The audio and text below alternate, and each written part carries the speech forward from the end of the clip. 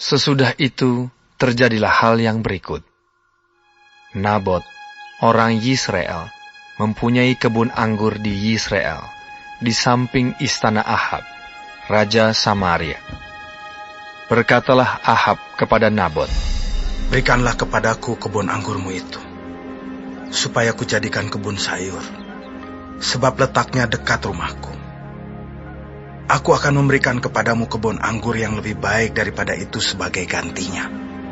Atau jikalau engkau lebih suka, aku akan membayar harganya kepadamu dengan uang." Jawab Nabot kepada Ahab, "Kiranya Tuhan menghindarkan aku daripada memberikan milik pusaka nenek moyangku kepadamu." Lalu masuklah Ahab ke dalam istananya dengan kesal hati dan gusar, karena perkataan yang dikatakan Nabot, orang Yisrael itu kepadanya. "Tidak akan kuberikan kepadamu milik pusaka nenek moyangku." Maka berbaringlah ia di tempat tidurnya, dan menelungkupkan mukanya dan tidak mau makan. Lalu datanglah Isabel, istrinya, dan berkata kepadanya, "Apa sebabnya hatimu kesal, sehingga engkau tidak makan?" Lalu jawabnya kepadanya, "Sebab aku telah berkata kepada Nabot, orang Israel itu, berikanlah kepadaku kebun anggurmu dengan bayaran uang. Atau jika engkau lebih suka, aku akan memberikan kebun anggur kepadamu sebagai gantinya." Tetapi sahutnya, "Tidak akan kuberikan kepadamu kebun anggurku itu." Kata Isabel, istrinya kepadanya, Bukankah engkau sekarang yang memegang kuasa raja atas Israel? Bangunlah, makanlah dan biarlah hatimu gembira. Aku akan memberikan kepadamu kebun anggur Nabot, orang Israel itu. Kemudian ia menulis surat atas nama Ahab, memeteraikannya dengan meterai raja, lalu mengirim surat itu kepada tua-tua dan pemuka-pemuka yang diam sekota dengan Nabot. Dalam surat itu ditulisnya demikian, Maklumkanlah puasa, dan suruhlah Nabot duduk paling depan di antara rakyat. Suruh jugalah 2 orang dursila duduk menghadapinya, dan mereka harus naik saksi terhadap dia, dengan mengatakan, Engkau telah mengutuk Allah dan Raja. Sesudah itu bawalah dia keluar, dan lemparilah dia dengan batu sampai mati. Orang-orang sekotanya, yakni tua-tua dan pemuka-pemuka yang diam di kotanya itu, melakukan seperti yang diperintahkan Isabel kepada mereka, seperti yang tertulis dalam surat yang dikirimkannya kepada mereka. Mereka memaklumkan puasa dan menyuruh Nabot duduk paling depan di antara rakyat. Kemudian datanglah 2 orang, yakni orang-orang dursila itu, lalu duduk menghadapi Nabot. Orang-orang dursila itu naik saksi terhadap Nabot di depan rakyat. Katanya, "Nabot telah mengutuk Allah dan Raja." Sesudah itu, mereka membawa dia keluar kota, lalu melempari dia dengan batu sampai mati. Setelah itu, mereka menyuruh orang kepada Isabel, mengatakan, Nabot sudah dilempari sampai mati.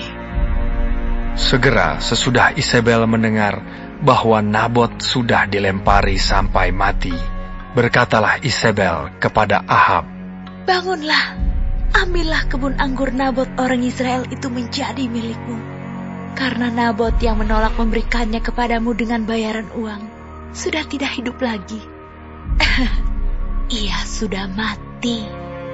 Segera sesudah Ahab mendengar bahwa Nabot sudah mati, ia bangun dan pergi ke kebun anggur Nabot, orang Yisrael itu, untuk mengambil kebun itu menjadi miliknya. Tetapi datanglah firman Tuhan kepada Elia, orang Tisbe itu, bunyinya, Bangunlah, pergi pergilah menemui Ahab, Raja Israel yang di Samaria. Ia telah pergi ke kebun anggur Nabot untuk mengambil kebun itu menjadi miliknya. Katakanlah kepadanya demikian. Beginilah firman Tuhan. Engkau telah membunuh serta merampas juga. Katakan pula kepadanya. Beginilah firman Tuhan. Di tempat anjing telah menjilat darah Nabot, di situ jugalah anjing akan menjilat darahmu. Kata Ahab kepada Elia. Sekarang kau mendapat aku, hai musuhku. Jawabnya. Memang, sekarang aku mendapat engkau, karena engkau sudah memperbudak diri dengan melakukan apa yang jahat di mata Tuhan. Sesungguhnya, aku akan mendatangkan malapetaka kepadamu. Aku akan menyapu engkau dan melenyapkan setiap orang laki-laki dari keluarga Ahab, baik yang tinggi maupun yang rendah kedudukannya di Israel. Dan aku akan memperlakukan keluargamu sama seperti keluarga Yerobeam bin Nebat, dan seperti keluarga Baisa bin Ahia, oleh karena engkau menimbulkan sakit hatiku, dan oleh karena engkau mengakibatkan orang Israel berbuat dosa. Juga mengenai Izebel, Tuhan telah berfirman, anjing akan memakan Izebel di tembok luar Israel. Siapa dari keluarga Ahab yang mati di kota akan dimakan anjing, dan yang mati di padang akan dimakan burung di udara. Sesungguhnya tidak pernah ada orang seperti Ahab yang memperbudak diri dengan melakukan apa yang jahat di mata Tuhan, karena ia telah dibujuk oleh Izebel, istrinya. Bahkan ia telah berlaku sangat keji dengan mengikuti berhala-berhala, tepat seperti yang dilakukan oleh orang Amori yang telah dihalau Tuhan dari depan orang Israel. Segera sesudah Ahab mendengar perkataan itu, ia mengoyakkan pakaiannya, mengenakan kain kabung pada tubuhnya dan berpuasa. Bahkan ia tidur dengan memakai kain kabung dan berjalan dengan langkah lambat. Lalu datanglah firman Tuhan kepada Elia, orang Tisbe itu.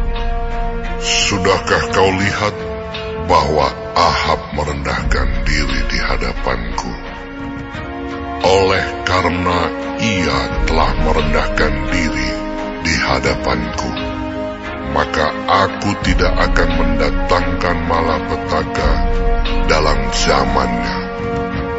Barulah dalam zaman anaknya, aku akan mendatangkan malapetaka atas keluarganya.